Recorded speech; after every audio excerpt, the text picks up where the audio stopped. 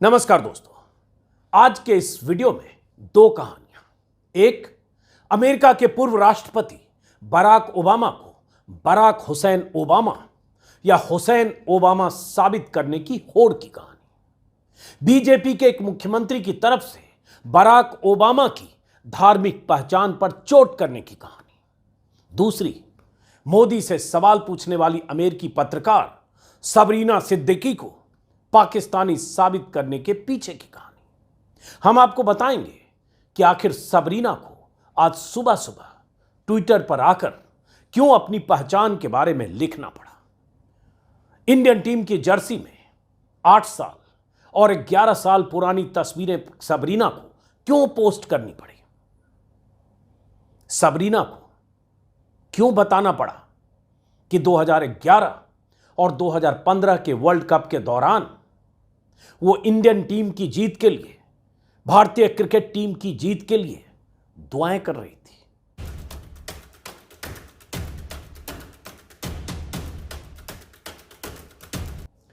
किसे नहीं पता है कि अमेरिका के पूर्व राष्ट्रपति बराक ओबामा का पूरा नाम बराक हुसैन ओबामा है। और किसे नहीं पता है कि अगर जीवन परिचय पर लेख न लिखना हो, बराक ओबामा की जीवनी न लिखनी हो, तो उन्हें बराक ओबामा के तौर पर ही पुकारा और जाना जाता है। ओबामा खुद को बराक ओबामा ही कहते हैं। उनके ट्विटर हैंडल पर उनका नाम, उनकी पहचान के तौर पर बराक ओबामा ही लिखा है। अमेरिकी प्रेसिडेंट के तौर पर शपथ लेने के मौकों को छोड़ दें तो बराक हुसैन ओबामा खुद को हमेशा बराक ओबामा ही कहते हैं। आज सुबह से कम 20-25 ऐसे वीडियो मैंने देखे, उनके भाषणों के हर जगह अपना परिचय वो बराक ओबामा के तौर पर ही कहते हैं। This is Barack Obama. दुनिया उन्हें बराक ओबामा के नाम से ही जानती है। वैसे ही जैसे नरेंद्र मोदी का पूरा नाम नरेंद्र दामोदर दास मोदी है, लेकिन उन्हें नरेंद्र मोदी के नाम से ही जाना जाता है। दामोदर दास उनके पिता का नाम है। लेकिन बराक ओबामा का अगर पूरा नाम लेते हैं, अगर ओबामा का पूरा नाम लेकर उन्हें बराक हुसैन ओबामा कहते हैं, तो उसमें उनकी धार्मिक पहचान सामने आती है। तो फिर क्या वजह है कि अचानक कल से बराक ओबामा के पूरे नाम का जिक्र जोर शोर से सोशल मीडिया पर हो रहा है, लगातार ट्रेंडिंग में है। बराक हुसैन ओबामा और हुसैन ओबामा। प्रधानमंत्री मोदी जिस ओबामा को माय फ्रेंड बराक या माय फ्रेंड बराक ओबामा कहकर संबोधित करते रहे, उन्हें सोशल मीडिया पर हजारों लोग, बीजेपी के हजारों समर्थक, ट्रोल्स कल से बराक हुसैन ओबामा या हुसैन ओबामा क्यों कहने लगे हैं। हुसैन पर इतना जोर क्यों दिया जा रहा है। हुसैन क्यों ट्विटर पर हुसैन ओबामा लगातार ट्रेंड हो रहा है। क्यों हजारों मोदी समर्थक उस बराक ओबामा को बराक हुसैन ओबामा लिखकर उनकी धार्मिक पहचान पर जोर देने में लगे, जिस ओबामा को कुछ साल पहले तक प्रधानमंत्री मोदी तू तड़ाक वाला दोस्त कहते नहीं अगाते थे, जब बराक ओबामा अमेरिका के राष्ट्रपति थे। क्यों हजारों लोग बराक ओबामा को हुसैन ओबामा कहकर उनकी लानत मलामत कर रहे हैं। वजह साफ है। 2 बार अमेरिका के राष्ट्रपति रह चुके बराक ओबामा ने मोदी और जो बाइडेन की अहम मीटिंग और ब्रीफिंग से पहले वो बात कह दी, जिससे मोदी समर्थकों की पूरी ब्रिगेड को, पूरी जमात को जबरदस्त मिर्ची लग गई है। पूरी की पूरी बीजेपी बौखलाई हुई है। कट्टरवादी ट्रोल्स तिलमिलाए हुए हैं। सोशल मीडिया के वॉरियर्स जो बीजेपी के लिए कुछ भी लिखते हैं, बोलते हैं, बौखलाए हुए हैं। और इसी बौखलाहट में बीजेपी नेता और असम के मुख्यमंत्री हेमंत बिस्वा शर्मा ने एक ट्वीट के जवाब में बराक ओबामा को हुसैन ओबामा कहकर हुसैन के प्रति अपनी नफरत का इजहार कर दिया है। मोदी के परम मित्र रहे बराक ओबामा को इशारों में ही सही, लेकिन हुसैन ओबामा कहकर बीजेपी के मुख्यमंत्री ने मोदी के लच्छेदार भाषण की पोल खोल दी है। हुसैन नाम से जिस समुदाय की धार्मिक पहचान जाहिर होती है, उनके प्रति यही नफरत बीजेपी नेताओं की सबसे बड़ी सियासी पूंजी है। सबसे बड़ा मूलाधार है, सबसे बड़ा जनाधार है। इसी नफरत की बुनियाद पर बीजेपी के समर्थकों का टिका जनाधार है, बहुसंख्यक हिंदुत्ववादी जनाधार। पीएम मोदी अमेरिका में जो बाइडेन की मौजूदगी में एक अमेरिकी पत्रकार सबरीना सिद्दीकी के सवाल के जवाब में भारतीय लोकतंत्र और संविधान पर लेक्चर देते हैं और संविधान की शपथ लेकर असम की मुख्यमंत्री की कुर्सी पर बैठे हेमंत बिस्वा शर्मा मोदी के लेक्चर में 24 घंटे के भीतर पलीता लगा देते हैं। कथनी और करनी का फासला मिटने में 24 घंटे भी नहीं लगते हैं। वो एक मुहावरा है ना, जिसका जिक्र मैं बार बार करता हूं, हाथी के दांत खाने की ओर दिखाने की ओर। तो हाथी के दिखाने वाले दांत अमेरिका में दिखते हैं जब मोदी जी लच्छेदार भाषण देते हैं, लोकतंत्र और संविधान की दुहाई देते हैं, और खाने वाले दांत यहां दिखते हैं भारत में, जब बीजेपी के मुख्यमंत्री ट्विटर पर ऐसी भाषा का इस्तेमाल करते हैं। मोदी से अमेरिका में वॉल स्ट्रीट जर्नल की रिपोर्टर सबरीना सिद्दीकी की तरफ से पूछा जाता है कि आप और आपकी सरकार भारत में अल्पसंख्यकों के अधिकारों में सुधार और अभिव्यक्ति की आजादी को सुनिश्चित करने के लिए कौन से कदम उठाने को तैयार है। जवाब में मोदी कहते हैं, लोकतंत्र हमारे डीएनए में है, लोकतंत्र हमारी आत्मा है, लोकतंत्र हमारी रगों में दौड़ता है। भारत में किसी भी तरह के भेदभाव के लिए कोई जगह नहीं है। तालियां बजती है, हम लोकतंत्र में जीते हैं, सांस लेते हैं, मोदी कहते हैं, और यह सब हमारे संविधान में है। मोदी उस सवाल के जवाब में कहते हैं, असहज होते हुए ही सही, जवाब देने से पहले पानी पीते हुए सही, कास्ट, क्रीड, रिलीजन के आधार पर भेदभाव के लिए भारत में जगह नहीं है। भारत के में सबका साथ, सबका विकास और सबका विश्वास के सिद्धांत से चलता है। मोदी जी का यह सुनना भाषण किसी को भी अच्छा लगेगा। भारत के लोकतांत्रिक मूल्यों में कोई भेदभाव नहीं है। प्रधानमंत्री अगर यह कहते हैं तो सुनने में यह बात कितनी अच्छी लगती है। संविधान और लोकतंत्र का जिक्र मोदी ऐसे हमेशा अपने भाषणों में करते हैं। अमेरिकी कांग्रेस के संयुक्त सत्र को, ज्वाइंट सेशन को संबोधित करते हुए पीएम मोदी ने 14 बार लोकतंत्र का जिक्र किया भी जाना चाहिए। आखिर भारत दुनिया के बेहद मजबूत लोकतंत्र में से एक जो है, और जो मुल्क संविधान की बुनियाद पर टिका है, लेकिन लोकतंत्र पर लेक्चर देने और लोकतांत्रिक होने में फर्क है। और यह फर्क हमेशा आपको भाषण और शैली में पता चलेगा, जब बीजेपी के नेताओं को उनके कहे और उनके किए के पैमाने पर कसेंगे। मोदी समेत बीजेपी के सभी नेताओं की कथनी और करनी में फर्क तब दिखता है जब चुनाव, वोट, सियासत, सत्ता और ध्रुवीकरण की बात आती है। जिस पार्टी के सबसे बड़े चेहरे मोदी ने अपने भाषण में किसी भी तरह के भेदभाव से इनकार किया, अमेरिका में अमेरिकी प्रेसिडेंट की मौजूदगी में, उसी पार्टी के ऐसे चेहरे अक्सर उनकी पोल खोलते रहते हैं। कई बार पीएम मोदी भी अपने भाषणों से खुद ही अपनी पोल खोलते हैं, खुद भी ऐसी बात करते हैं, लेकिन उस पर हम बाद में बताएंगे, बाद में आएंगे। पहले हम बराक ओबामा को हुसैन ओबामा कहे जाने पर बात करते हैं। एक वीडियो मैंने कल रात भी बनाया था, लेकिन आज उस अमेरिकी रिपोर्टर का भी जिक्र हुआ, इसलिए लगा बात विस्तार से। दरअसल हुआ यह कि बराक ओबामा ने मोदी और बाइडेन की मुलाकात से पहले सीएनएन को एक इंटरव्यू में कह दिया कि अगर मैं प्रधानमंत्री मोदी से बातचीत करता तो मैं उनसे कहता कि अगर वो भारत में अल्पसंख्यकों के अधिकारों की रक्षा नहीं करेंगे तो ऐसी आशंका है कि किसी पॉइंट पर आकर भारत टूट सकता है। राष्ट्रपति जो बाइडेन को पीएम मोदी से मुलाकात में भारत में मुस्लिम अल्पसंख्यकों की सुरक्षा पर बात करनी चाहिए। सीएनएन के मशहूर रिपोर्टर, लेडी रिपोर्टर हैं, उन्होंने सवाल पूछा था अल्पसंख्यकों के बारे में और ये कि जो बाइडेन को क्या बात करनी चाहिए। उसी के जवाब में ओबामा ने कहा कि हमने देखा है कि जब आंतरिक संघर्ष बढ़ेगा तो यह न भारत के मुसलमानों के हित में होगा, न भारत के हिंदुओं के हित में। मुझे लगता है कि इन चीज़ों के बारे में पूरी ईमानदारी से बात की जानी चाहिए। वो इंटरव्यू में कही गई ये बात वायरल हुई। तो पहली बात तो ये है कि भारत का लोकतंत्र इतना मजबूत है, किसी सरकार या किसी पार्टी के रवैये की वजह से भारत अब टूट नहीं सकता। इसलिए टूटने की बात कहना तो बेमानी है। हाँ, किसी सरकार की मंशा अगर हर समाज या हर समुदाय या हर तबके को साथ लेकर चलने की न हो, या किसी धर्म विशेष के प्रति नफरत का इजहार करने वाला रवैया हो तो लोकतांत्रिक ढांचे को चोट जरूर पहुंचती है।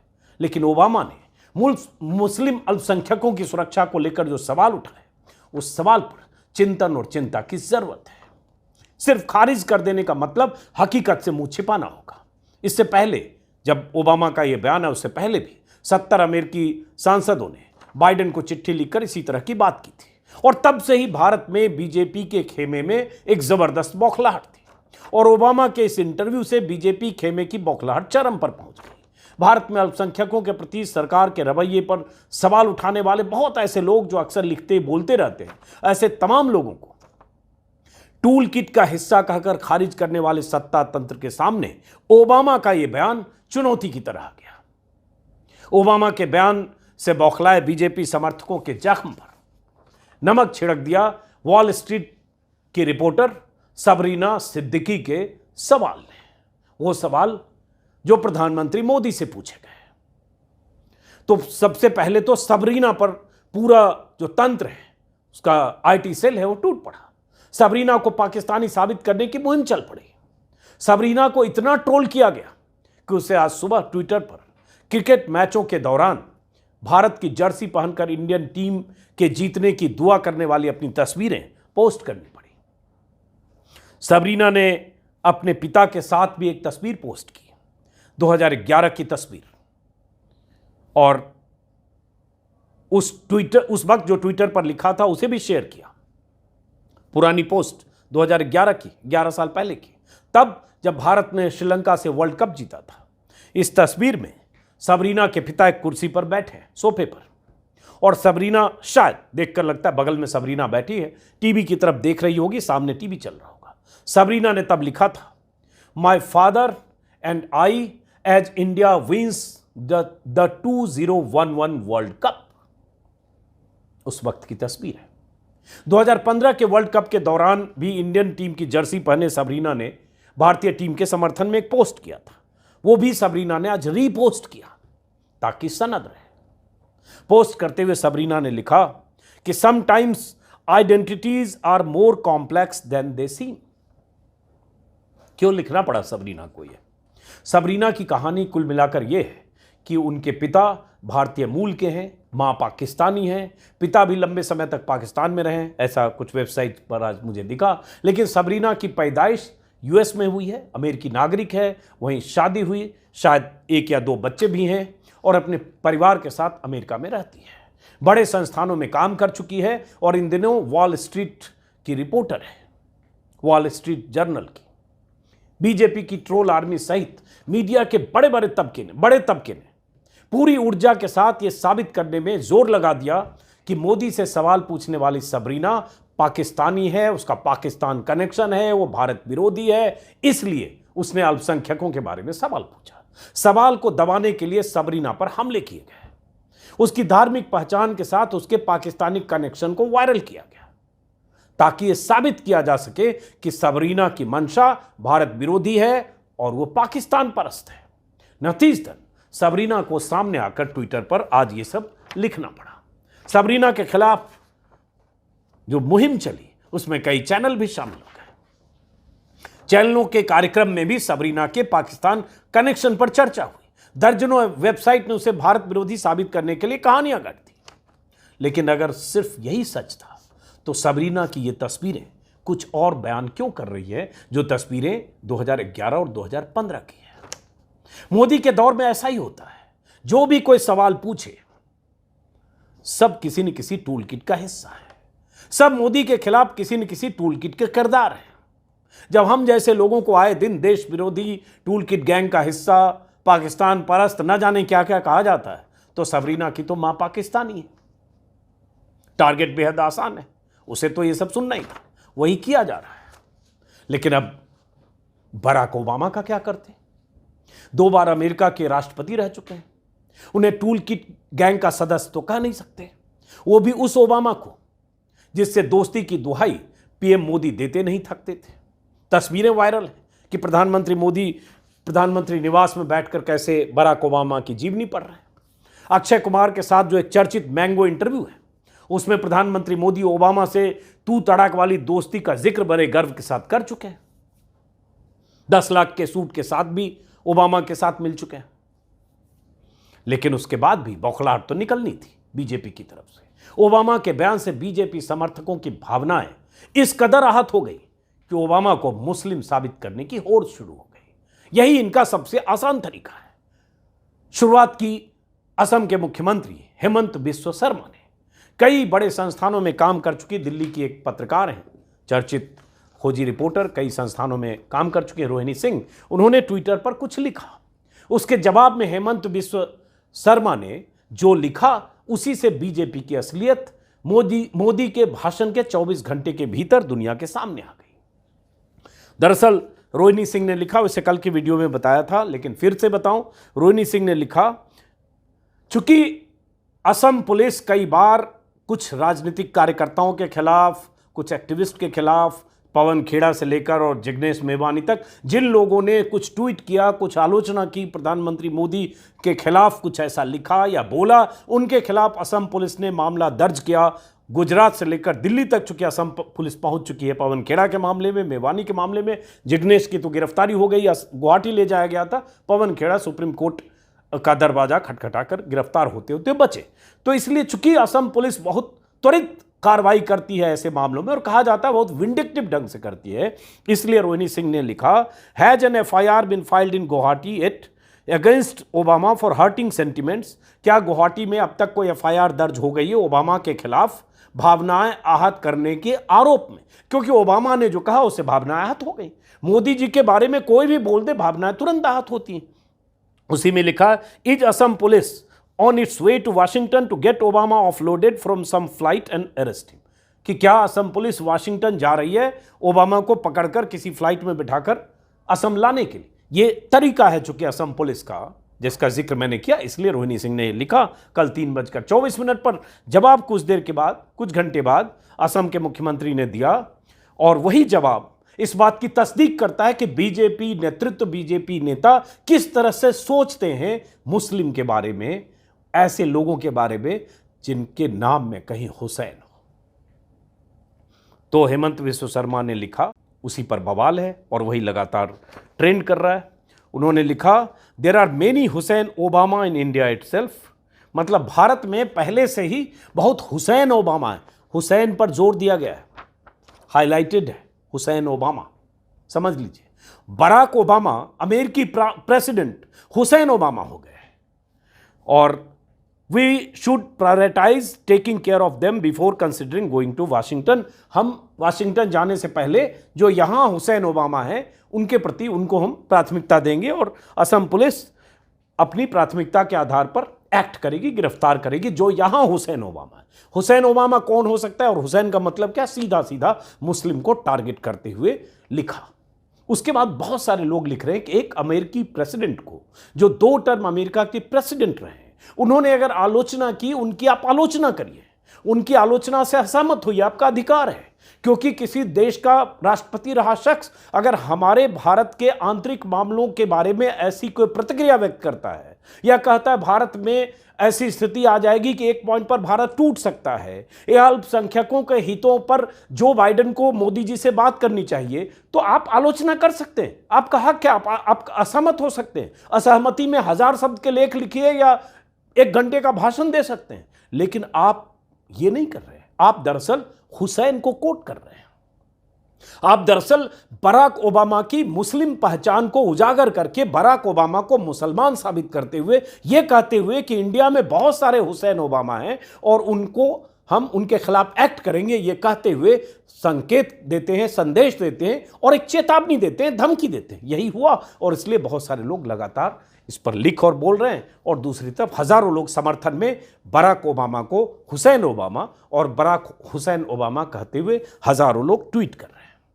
बराक ओबामा की बायोग्राफी सार्वजनिक तौर पर है, हजारों लेख, हजारों पन्ने, लाखों पन्ने बराक ओबामा पर लिखे हुए हैं। सबको पता है कि उनके पिता मुस्लिम अफ्रीकी मूल के थे, केन्या में उनका बचपन बीता, फिर उसके बाद उनकी माँ जो अमेरिकी थी, वाइट थी, पिता ब्लैक थे। उसके बाद दोनों में डिवोर्स हुआ, पिता ने दूसरी शादी की, माँ के साथ बराक रहे ओबामा। उसके बाद अमेरिका में उनकी पढ़ाई लिखाई हुई और कैसे उन्होंने एक निचले स्तर से शुरू करके और उसके बाद अमेरिका के राष्ट्रपति बने। और ये कहानी बराक ओबामा ने 50 बार सुनाई है। आज सुबह से कुछ वीडियो मैंने भी देखे। लेकिन अब उस बराक ओबामा को, जो अपना नाम भी बराक ओबामा ही बोलते हैं, जैसा कि मैंने कहा स्वेरिंग इन के मैंने वीडियो देखे, उसमें शपथ लेते हुए वो कहते हैं खुद को बराक हुसैन ओबामा, वैसे ही जैसे प्रधानमंत्री कहते हैं मैं नरेंद्र दामोदर दास मोदी। दामोदर दास उनके पिता का नाम है, उससे कोई उस तरह से एक अलग पहचान नहीं जुड़ी है जैसे बराक के साथ हुसैन जोड़ने पर होता है। खैर, तो ये हुआ। उसके बाद लगातार ये ट्विटर पर लिखा बोला जा रहा है। अब सवाल वही उठता है कि प्रधानमंत्री मोदी जो सवाल पूछेगा या जो सवाल उठाएगा, जो उनकी मंशा और नियत पर सवाल उठाएगा, चाहे वो अमेरिकी प्रेसिडेंट हो, चाहे अमेरिकी कोई जर्नलिस्ट हो, क्या उसे उसकी धार्मिक पहचान के आधार पर किसी खांचे में फिट करके उसके खिलाफ ऐसी मुहिम चलनी चाहिए? वो सही है क्या? सबरीना ने जो सवाल उठाए वो सवाल जरूरी है, या सबरीना का कि मां पाकिस्तानी है इसलिए उसे पाकिस्तानी साबित करके, मुस्लिम साबित करके किसी साजिश का हिस्सा उसे करार देना वो सही है? ये अब आपको तय करना है। बराक ओबामा ने जो कहा उसमें अगर कुछ सच है, अगर कुछ उसमें बात है, दम है, तो बात उस पर होनी चाहिए, और दम तो है। नहीं होता तो असम के मुख्यमंत्री का ऐसा बयान क्यों आया? और मैंने कल सुबह के वीडियो में विस्तार से बताया है कि बीते 9 सालों में अल्पसंख्यकों के साथ, मुस्लिम अल्पसंख्यकों के साथ क्या कुछ देश के किस हिस्से में हुआ, और मणिपुर में अभी क्या हो रहा है, कैसे चर्चों को आग लगाया गया, और मणिपुर की स्थिति कैसे बेकाबू है, कौन जिम्मेदार है, आपको पता है। बीजेपी के दर्जनों नेताओं मंत्रियों के भाषण तो छोड़िए, खुद प्रधानमंत्री इस देश में भाषण, कपड़ों से पहचाने जाएंगे वाले भाषण दे चुके हैं। प्रधानमंत्री अगर कर्नाटक में रैलियां करते हैं चुनाव में, अचानक वो बजरंग दल को बजरंग बली से जोड़कर अगर नारे लगाने लगते हैं कि बजरंग बली का नारा लगाकर जाकर वोट दो, तो जाहिर है वो धार्मिक आधार पर राजनीति करते हैं। और धार्मिक आधार पर राजनीति, धार्मिक आधार पर वोट मांगना और धार्मिक आधार पर ध्रुवीकरण, क्या ये संविधान को मजबूत करता है? क्या ये लोकतंत्र को मजबूत करता है? मैंने कल भी इस पर बात की, फिर कह रहा हूं। और जब ये सारे सवाल हैं कि कोई मुख्यमंत्री भी यहां डंके की चोट पर कहता है भारत हिंदू राष्ट्र था, हिंदू राष्ट्र है, हिंदू राष्ट्र रहेगा, यूपी के मुख्यमंत्री योगी आदित्यनाथ, और ऐसे दर्जनों लोग, हेट स्पीच की तो लंबी लिस्ट है, सुप्रीम कोर्ट में इतनी बार फटकार है, सब कुछ है, और सब में बीजेपी के नेता शामिल हैं। मुसलमानों के प्रति बयान, मुसलमानों के प्रति रवैया, मुसलमानों के खिलाफ तमाम ऐसे मुकदमे, सलाखों के पीछे सड़ते बहुत सारे लोग, और सबसे बड़ी बात सुप्रीम कोर्ट की तमाम मौकों पर फटकार है, चाहे महाराष्ट्र सरकार को हो, चाहे केंद्र सरकार को हो, चाहे दिल्ली पुलिस को। ये सब इस बात के सबूत हैं कि यहां अल्पसंख्यकों के साथ सरकार का रवैया दोहरा है। ये कहना नारे के तौर पर कि सबका साथ, सबका विकास और सबका विश्वास, लेकिन क्या सबका विश्वास है? जब 80-20 का नारा बुलंद करते हैं, जब आप देश की एक बड़ी आबादी को अपने उस राजनीतिक दायरे से बाहर रखते हैं, तो क्या सबका विश्वास है? ये सवाल है, ये सवाल पूछा जाना चाहिए। और इस सवाल पूछने और कहने की वजह है, जब यूपी में बुलडोजर चलता है तो घर की पहचान क्या होती है हमें पता है, और वही पहचान के आधार पर किस तरह से बुलडोजर से घरों को रौंदे गए समय समय पर, इसकी लिस्ट लंबी है, इस पर बहुत लिखा बोला जा चुका है। लेकिन जब प्रधानमंत्री अमेरिका में कहते हैं कि भारत में धार्मिक आधार पर, नस्ली आधार पर, जाति आधार पर कोई भेदभाव नहीं होता है, तो सवाल उस पे पूछे जाने चाहिए, जो यहां आज तक, चूंकि उन्होंने कोई प्रेस कॉन्फ्रेंस ही नहीं की, कोई पूछेगा कौन? लेकिन अगर कोई पूर्व राष्ट्रपति अगर ऐसे कोई सवाल उठाता है, तो क्या उसे हुसैन कहकर, उसकी धार्मिक पहचान को खांचे में डालकर, सामने लाकर, क्या उस पर इस तरह से हमला करना सही है? खासतौर से उस राष्ट्रपति के लिए जिस राष्ट्रपति को प्रधानमंत्री मोदी खुद ही अपना सबसे करीबी दोस्त मानते रहे, और एक तरह से बहुत गर्व के साथ देश और दुनिया को बताते रहे हैं। भारत में उन्होंने स्वागत किया, मुख्य अतिथि के तौर पर भारत आए, अमेरिका गए उनके राष्ट्रपति के कार्यकाल में, और उस दोस्ती को प्रधानमंत्री मोदी ने बहुत एंजॉय किया। तो उसके बाद एक मुख्यमंत्री का कहना, क्या ये मान लें कि एक मुख्यमंत्री ने कहा वो फ्रिंज एलिमेंट है, जैसे बीजेपी समय समय पर फ्रिंज एलिमेंट को खारिज करने का नाटक करती है? क्या मान लें कि नुपुर शर्मा की तरह उनकी कोई हैसियत नहीं है? ये मानना बेमानी होगा। और ट्वीट करने के बाद, कल रात 8:07 का ट्वीट है हेमंत बिस्व शर्मा का, उन्होंने ट्वीट विड्रॉ नहीं किया, उन्होंने ट्वीट डिलीट नहीं किया, उन्होंने कोई माफ़ी नहीं मांगी। मुझे पता नहीं कि उनसे कोई एक्सप्लेनेशन पूछा गया क्या? एक राष्ट्रपति, पूर्व राष्ट्रपति को, दुनिया के एक बड़े नेता को यह कह देना, हुसैन ओबामा कहकर उनकी पहचान पर चोट करते हुए अपराधियों से जोड़ देना, कि भारत में बहुत सारे हुसैन ओबामा हैं, पुलिस उनके खिलाफ कार्रवाई करेगी, यह बहुत संगीन मामला है। लेकिन उसके बाद भी प्रधानमंत्री मोदी क्या हेमंत बिस्वा शर्मा को फोन करके कहेंगे कि आप माफी मांगिए और हटाइए ट्वीट? होगा नहीं, क्योंकि यह सब तयशुदा ढंग से है। इसलिए मैं बार बार वो मुहावरा करता हूं, खाने के और दिखाने के और, हाथी के दांत। और यह प्रधानमंत्री मोदी की भी फितरत रही है। जैसे अभी अचानक बराक हुसैन ओबामा हो गए, क्योंकि इस दुनिया को बताना है कि वो मुसलमान है, वो हुसैन है, उसे सिर्फ बराक ओबामा मत समझो। 2002 में जब गुजरात के मुख्यमंत्री थे मोदी, चुनाव हो रहा था, तो उस समय के जो चुनाव आयुक्त थे जेएम लिंगदो, चुनाव आयुक्त को गुजरात की सभाओं में यह आरोप लगाते हुए जेम्स माइकल लिंगदो कहकर मोदी अपनी रैलियों में कहते रहे, जेम्स माइकल लिंगदो, ताकि उनकी धार्मिक पहचान हो कि वो ईसाई हैं। और यह साबित करने की कोशिश की जाती रही कि सोनिया गांधी चूंकि ईसाई हैं, इसलिए चुनाव आयुक्त का झुकाव सोनिया गांधी की तरफ है, इसलिए सोनिया गांधी के प्रति चुनाव आयोग का रवैया नरम है। और प्रधानमंत्री तब मुख्यमंत्री थे, लगातार चुनाव आयुक्त को जेम्स माइकल लिंगदो कहा करते थे। इसका मतलब होता है, वैसे ही मुशर्रफ के कार्यकाल में मियां मुशर्रफ। तो ये शैली, ये स्टाइल तो मोदी से आई है, तो ये वारिस हैं उनके। अगर चुनाव आयुक्त को आप ईसाई साबित करने के लिए अपने भाषणों में इस्तेमाल करते हैं, तो आज कोई अमेरिका के पूर्व राष्ट्रपति को कह रहा है हुसैन, और उसके बाद कोई फर्क उसकी सेहत पर नहीं पड़ेगा। और भारत में जहां तक लोकतंत्र और अभिव्यक्ति की आज़ादी का सवाल है, वो बहुत बार हम सब लोग वीडियो में बात कर चुके। ईडी से लेकर सीबीआई का इस्तेमाल कैसे यहां भारत में विपक्षी दलों के साथ होता है, क्या सलूक होता है पत्रकारों के साथ, कैसे मीडिया संस्थानों के साथ क्या सलूक होता है, ये सब हम देखते रहे। लोकतंत्र के लिए बहुत ज़रूरी है हर तरह की आवाज़ों को, लोकतंत्र में हर तरह की आवाज़ों से लोकतंत्र बनता है। और अभिव्यक्ति की आज़ादी सिर्फ 3 शब्द भर नहीं है, लोकतंत्र एक शब्द भर नहीं है, उसको प्रैक्टिस भी करना पड़ता है। लेकिन इस देश में जो स्वतंत्र आवाज़ें हैं, जो सत्ता की मुखालफत करने वाली आवाज़ें हैं, जो आलोचनात्मक आवाज़ें हैं, उन आवाज़ों के साथ सरकार का क्या रवैया होता है, विपक्ष हो चाहे पत्रकार हो चाहे वैसा कोई मीडिया संस्थान हो, इस पर बहुत बार बात हो चुकी है। तो इसलिए वो भाषण देना जो अमेरिका में दिया गया और ज़मीनी हकीकत, दोनों में फासला है। और ये साबित इस बार भी फिर अपने बयान से बीजेपी के मुख्यमंत्री ने किया है। अब तक ट्विटर पर उनकी तरफ से कोई सफाई नहीं आई है।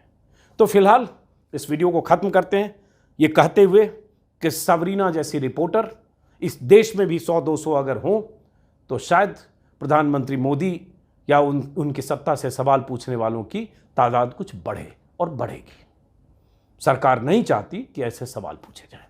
फिलहाल इस वीडियो को खत्म करते हैं, फिर मुलाकात होगी किसी और वीडियो में। अगर आपने मेरे YouTube चैनल को सब्सक्राइब किया तो अच्छी बात है, मुमकिन हो तो ज्वाइन करें। नमस्कार।